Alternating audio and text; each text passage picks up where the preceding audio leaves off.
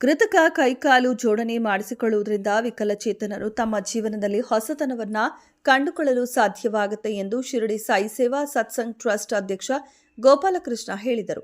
ನಗರದಲ್ಲಿ ಶಿರಡಿ ಸಾಯಿ ಸೇವಾ ಸತ್ಸಂಗ್ ಟ್ರಸ್ಟ್ ಹಾಗೂ ರಾಜೀವ್ ಗಾಂಧಿ ಮೆಮೋರಿಯಲ್ ಟ್ರಸ್ಟ್ ಸಹಯೋಗದಲ್ಲಿ ಆಯೋಜಿಸಿದ್ದ ಕೃತಕ ಕೈ ಮತ್ತು ಕಾಲು ಜೋಡಣಾ ಶಿಬಿರದ ಉದ್ಘಾಟನಾ ಕಾರ್ಯಕ್ರಮದಲ್ಲಿ ಅವರು ಮಾತನಾಡಿದರು.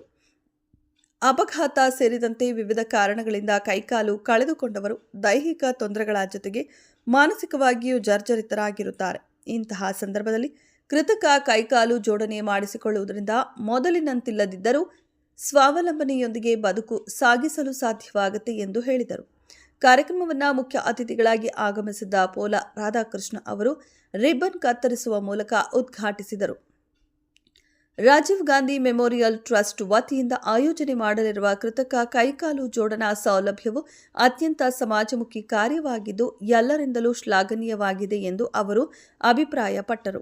ಈ ಸಂದರ್ಭದಲ್ಲಿ ಶಿರಡಿ ಸಾಯಿ ಸೇವಾ ಸತ್ಸಂಗ್ ಟ್ರಸ್ಟ್ ಅಧ್ಯಕ್ಷ ಗೋಪಾಲಕೃಷ್ಣ, ಉಪಾಧ್ಯಕ್ಷ ಕೆಎಚ್ ರಮೇಶ್, ಕಾರ್ಯದರ್ಶಿ ನಾಗಬಾಲಾಜಿ, ಖಜಾನ್ಸಿ ಕೆ ಗೋವಿಂದರಾಜು, ಜಂಟಿ ಕಾರ್ಯದರ್ಶಿಗಳಾದ ಕೊಂಡಯ್ಯ ಹಾಗೂ M Ramesh, P Vasu, G Ramachandra, T Venkatesh, R Ramesh Kumar ಸೇರಿದಂತೆ ಸಂಘದ ಪದಾಧಿಕಾರಿಗಳು, ಟ್ರಸ್ಟ್ ಸದಸ್ಯರು ಹಾಗೂ ಸಾರ್ವಜನಿಕರು ಉಪಸ್ಥಿತರಿದ್ದರು.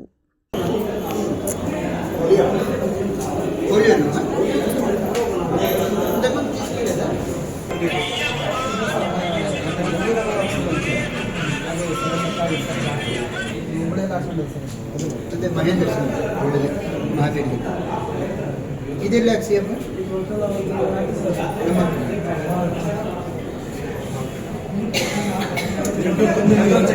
ನಮ್ಮ